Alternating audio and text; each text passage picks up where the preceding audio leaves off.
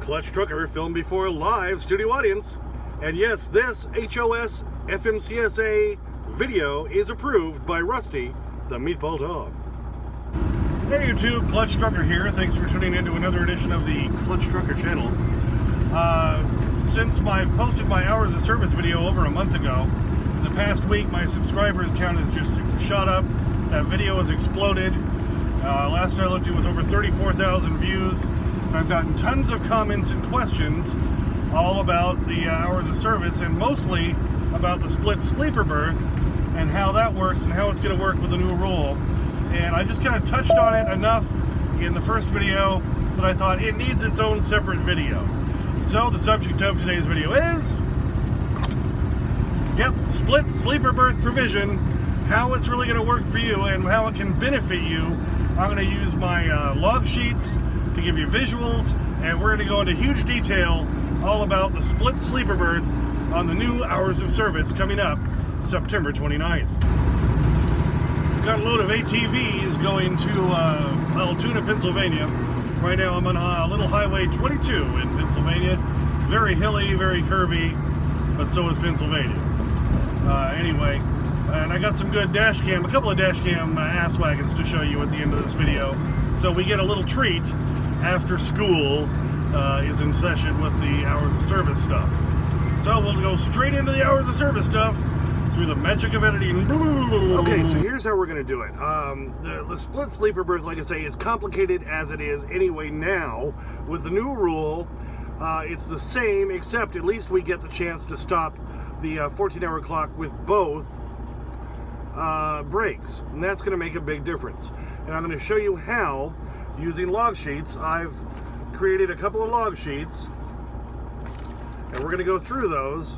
I'll zoom in and all that so you can follow along as I give you an example of how you could use the new hours of service rules and the new split sleeper berth break of at least 7 hours and at least 2 hours.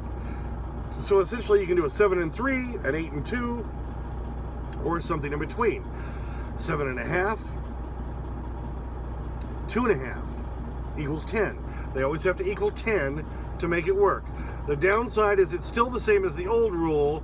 If you do a 7 and then a 3 later, yeah, that's 10, but you don't get the full 11 and 14 back after, like you do after a consecutive 10-hour break. That's still the big thing that's kind of hung up on that. I wish they'd get rid of that. But we still have to then recalculate hours. Those of you on e-logs, it's going to be a little bit easier because the computer is going to do all the calculating for you. All you got to know is I took 3 earlier, I take 7 now, and at the end of that 7, that computer is going to tell you exactly what you got left.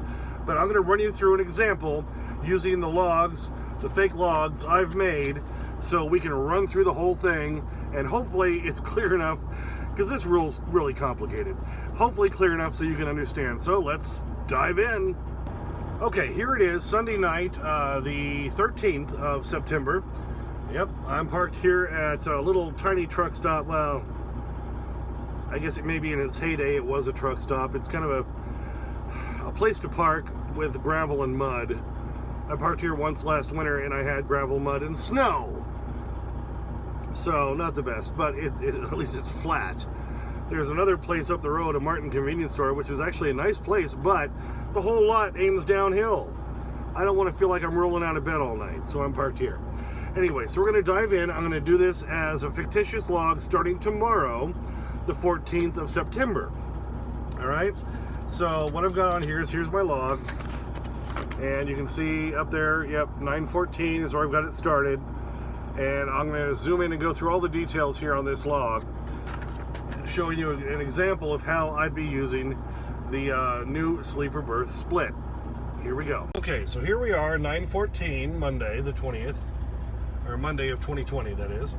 I'm showing that I'm starting here in Big Hares, Pennsylvania at 6 a.m., and as I've indicated right there where my 14-hour clock is starting.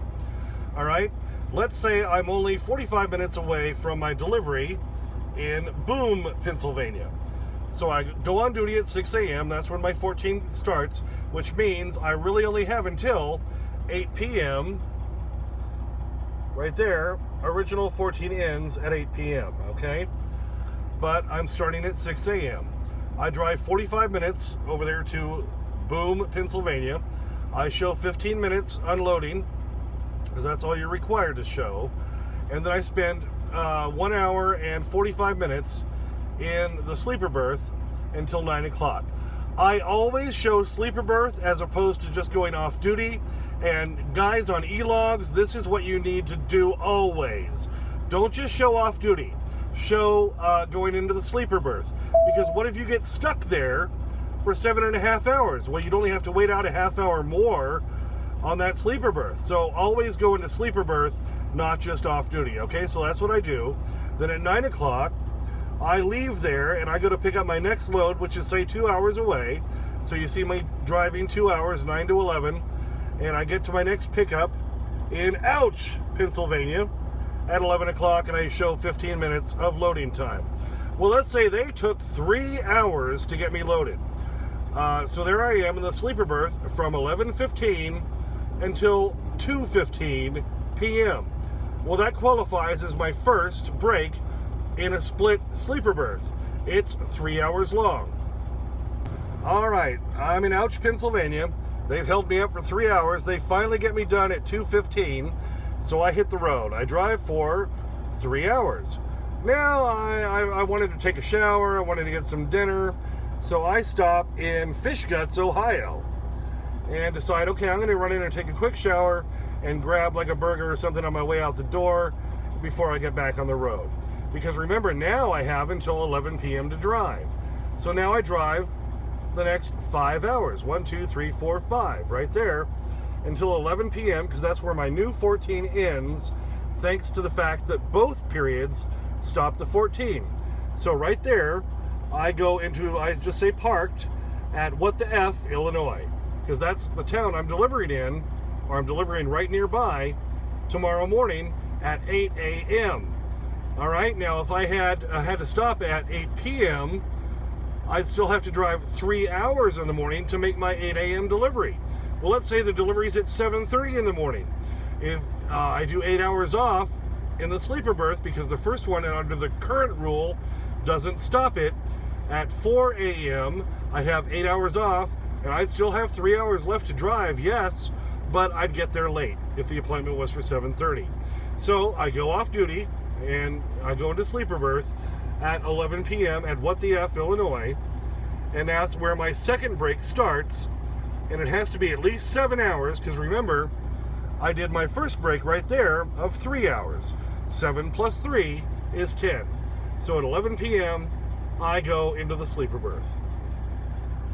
Here's the problem. I knew my next delivery was near What the F, Illinois, and it was going to take me about 8 hours to drive there.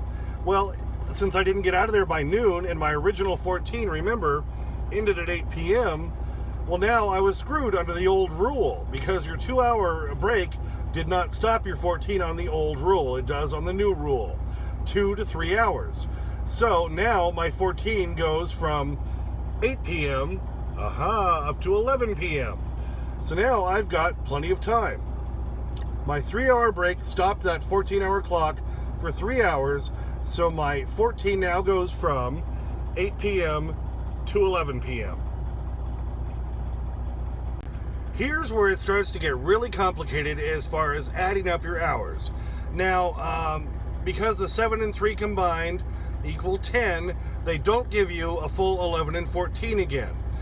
What you get is anything you did before both breaks. All right, so what you did between the first break and where you started your second break, there at 11 p.m., you don't get back. You only get back what you did before your first 3 hour break. So you'd get back that amount of time. You'd get back 2.75 hours of driving and 5.25 hours on duty. So I'd have that available after my 7 hour break, which started at 11 p.m. Okay, so here we are on the next day, 9:15, all right? Instead of doing just 7, because that's all that was required to do, I did 8 hours in the sleeper berth because my appointment was not until 7:30, and I was really close by, only a few miles away. So what I do is at 7 a.m., I go back on duty, pre-trip in What the F, Illinois, for 15 minutes. Then I show 15 minutes driving over to unload in Yikes, Illinois, okay, right nearby. And like I said, I had plenty of time left to drive and on my 14 to drive over there. And guess what I do there? 2 hours off duty or in the sleeper berth again. So now, because my 14 after the sleeper berth ending at either 6 or 7 a.m. only ran until right there. The new 14 ends at 11:15 a.m. Okay? Because you can only get back what you did before the breaks combined and not in between the breaks. So, but now I did 2 more in the sleeper berth from 7:45 to 9:45. Well, now I can count that as a break paired up with my previous one of 8 hours. 8 and 2 is 10 again, which means you go from the end of your first break, which was right here at 7 a.m., which now gives me until 9 p.m. So there is where my new break would end, right? But you got to add those 2 hours in because both breaks stop the 14 clock. So 7 a.m. to 9 p.m. is 14 hours, but include those 2 hours right there, and you get till 11 p.m. So now your new 14 ends at 11 p.m. because you took 2 more hours off right there in the sleeper berth. And I've done 8 hours in the sleeper, and I can combine that with 2 to equal 10. You can use the same break twice if you need to. They just have to be paired. And because I did 8 hours in the sleeper, I only had to do 2 hours there, and bang, I've got another pair combination, which gives me now, where I started at 7 a.m., my 14 would have ended at 9 p.m. Well, but now, because I've done 2 more hours off, that stops your 14. Guess what? I get until 11 p.m. for my 14 to end. Well, but let's just say I did that. I drove 2 hours and 15 minutes over to Broken, Missouri, where I loaded again. I did 1 3/4 hours off. Then I drove for 3 hours, 3.5 hours, and I decided, I'm done. I'm done for the day. I don't have to deliver all that early tomorrow. So I'm just going to go ahead and park here in Elk Snort, Missouri, and take my break. Now, it only has to be 8 again at that point because I did 2 here. But I'm going to decide probably, let's do 10 hours, and that way, at 3:30 in the morning, I'll have a full 11 and a full 14. Otherwise, at 1:30 in the morning, I'd have hours left, but not including the hours right here in between my 2, or right there, in between my 2 and my 8 again. So I would not get those 2 1/4 and that 3.5 hours back of driving time and all that time in between on the clock either. Now, I realize probably all I've done is just confuse the crap out of you even more, and I'm sorry. It's a complicated rule. It's way more complicated than it should be. But the whole point is we have more flexibility with it. So, okay, let's go back to my example. Here's all you have to really consider. Say on that first day where, I was running out of my hours by 8 p.m. and I really wanted to be able to drive the full 8 hours between my second pickup and go on over to Illinois to What the F, right? So, at least if nothing else, keep this in mind. If you stop for 3 hours, anywhere from 2 to 3 hours, that's going to stop your 14. So as long as you take at least 7 to 8 hours off after that to equal 10, you're golden. So you bought yourself more time for that day maybe when you needed a little extra time. So now on that first day, say, at the end of it, I went and did a full 10 in the sleeper berth after I got parked in What the F, Illinois, right? Okay, well, they can't get mad at you for taking extra time off and extra time for resting. So at least if nothing else, that's a way to stop your clock in the day when you need a few extra hours, and that's where it's going to come in useful for most of us. So I tried to draw it all out and make it as plain, as simple as possible, but it's just a complicated rule, and I'm sorry. So maybe that helped you, maybe it didn't, maybe it just made you more confused, and right now you're going, Clutch Trucker, you suck! And I don't blame you. It's just a real kind of complicated rule. But anyway, thanks for watching that. Okay, now for the fun stuff. Ass wagons on parade. The first one is after I picked up my load in Galesburg, Illinois on Thursday, Wednesday, Thursday, and was bringing that to Kansas City. Anyway, on my way down Highway 34, yeah, I saw one guy in a Cascadia decided to rear end, smacked poor Schneider in the butt. So let's take a look at that.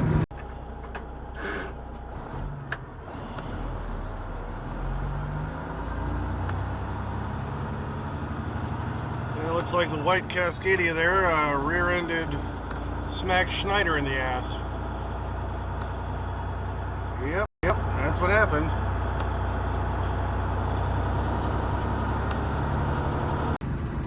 And now the ever-famous Clutch Trucker slow-mo.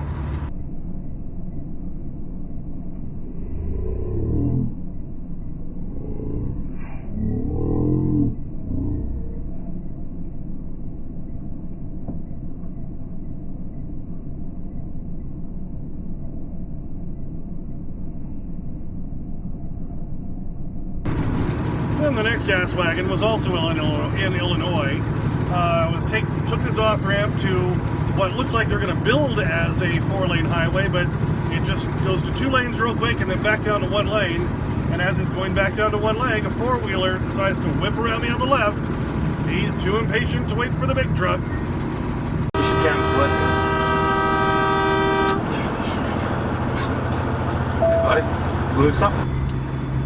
Well, thanks for hanging out through all that. I know it was a lot of information to receive. To quote friends, that's a lot of information to receive in 30 seconds. Anyway, but I hope going into detail and showing you the log examples and everything helped out.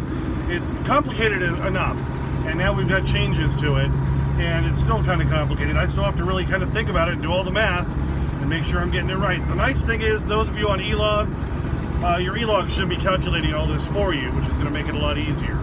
So you just have to look at it and see how much time you have left. So I know some of you are also going to say, well, this just means they have a chance to make us work even longer. Well, my attitude is, if I'm away from home, anytime I'm away from home, continue I should be paid for that whole time. And essentially I am. Since I work for the load, I don't get paid by the mile or the hour. So if the load isn't paid, well, and it's not worth it, I'm not going to take it. But if these new changes are going to make it easier for me to get these loads done, so I can earn money for the full family, that's my whole point, and these changes are going to help out. So, thanks for tuning in. As always, please subscribe. Please comment. I do get to your comments. Sometimes it takes me a day or two, but I do get to them. If you have questions now after this video, please put them in the comments, and I will get to those. Please like, please ring that bell for notification. As always, sniff that magic YouTube fairy dust. Clutch out.